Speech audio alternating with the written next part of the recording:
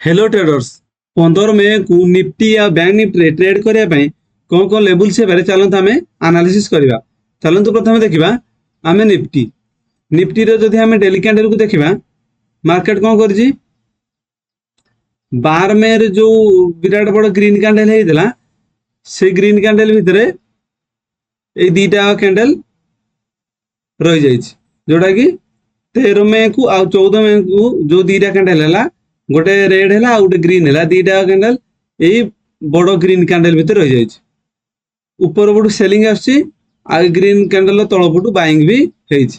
Market exactly ए green candle मझामझी रही।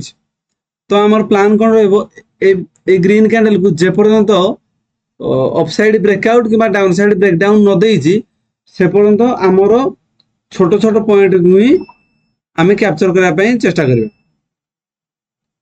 जदि market green candle अच्छी ग्रीन कैंडल अपसाइड ब्रेकआउट देकी गोटे ग्रीन कैंडल क्लोज दौजी ताहले आमर अपसाइड व्यू बड़ पॉइंट पे रहिबो। आउ जदि ए ग्रीन कैंडल को डाउन साइड ब्रेकडाउन दौजी ब्रेकडाउन देकी गोटे रेड कैंडल क्लोज होउजी ताहले डाउन साइड रे आमर लॉन्ग व्यू आम रखिबा अधिक पॉइंट को टार्गेट करबा। जे पर्यंत मार्केट ए ग्रीन कैंडल भितर रही से पर्यंत हमको 50-60 पॉइंट छोट छोट पॉइंट कैप्चर करा पड़ो अधिक आमर लॉन्ग व्यू न रखा आम बेटर हम। जदि आम 15 मिनट टाइम फ्रेम देखा मार्केट कौन कर तलू गोटे ट्रेन लाइन ड्र करवा एक्जाक्ट ये ट्रेन लाइन को सपोर्ट नहीं कि मार्केट ये ट्रेन लाइन ऊपर ही अच्छी। जदि मार्केट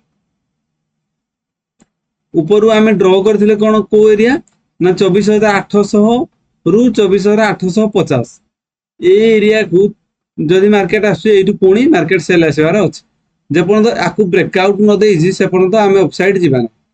जदि भी अपसाइड जाउछि ताहले हमको छोट छोट पॉइंट ही कैप्चर करा पड़ो।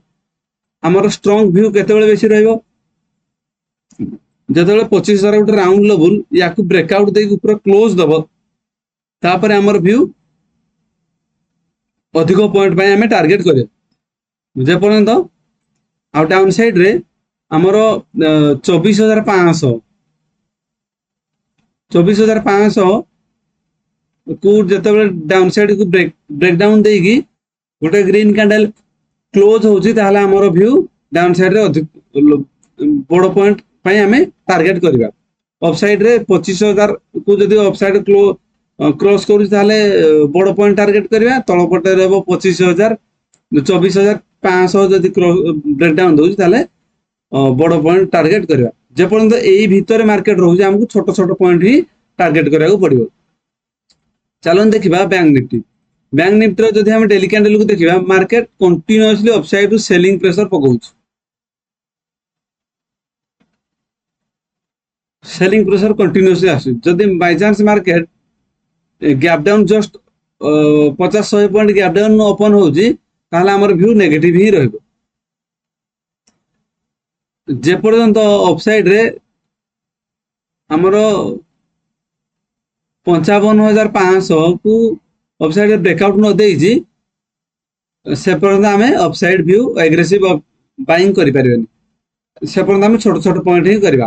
जदि आम 15 मिनट टाइम फ्रेम रे देखिबा आमर 55,550 याकू अपसाइड ब्रेकआउट देकी गोटे क्लोज जदि green candle strong green candle गोटे क्लोज दउछि ताहले हमर व्यू अपसाइड स्ट्रॉन्ग बहुत बड़ पॉइंट पे आम टार्गेट करबा।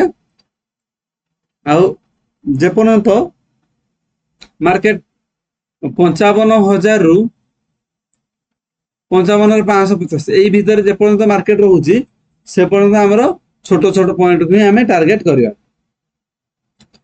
बड़ पॉइंट आम टार्गेट कर परबा ना। जदि market directly gap down open होउची एरिया आम 54,500 राउंड लेवल तले 54,500 तले जदि डायरेक्टली गैप डाउन ओपन होउची ताहले हमर व्यू कंप्लीटली नेगेटिव ही रहइबो।